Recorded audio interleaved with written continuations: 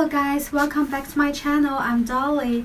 Today I want to talk about Wuhan flu, or perhaps you call it coronavirus. And I guess most of you heard about it from different media, but since I'm in Shanghai in China now, I want to share my own opinion and my feelings about it.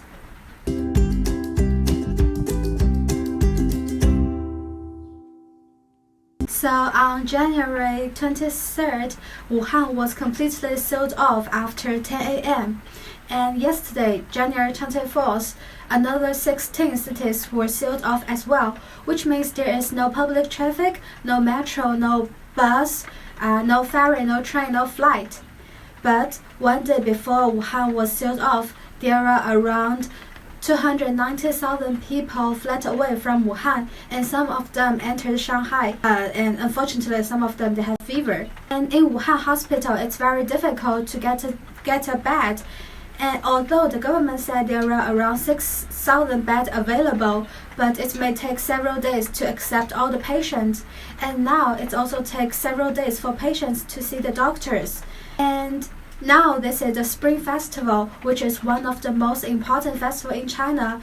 Still, a lot of doctors and nurses they have to stay in the first line, even though doctors are not enough. So in Shanghai, we send several teams to Wuhan to support them. And yesterday, I heard the news that Domino's Pizza refused to deliver pizza to the hospital. I feel really ashamed about it because these doctors and nurses, they stay in the first line and they try to save as many people as possible. But for the restaurant, they just refuse to deliver the food. And they also told the doctor that you had better not to pick up by yourself. But luckily, KFC accepted the order and they delivered it. And how about Shanghai? I arrived in Shanghai 3 days ago from Sweden, and when I left the airport, there was no fever control or body check in the airport. And neither Pudong Airport nor Hangzhou Airport have this station. Also, not so many people wearing masks 3 days ago.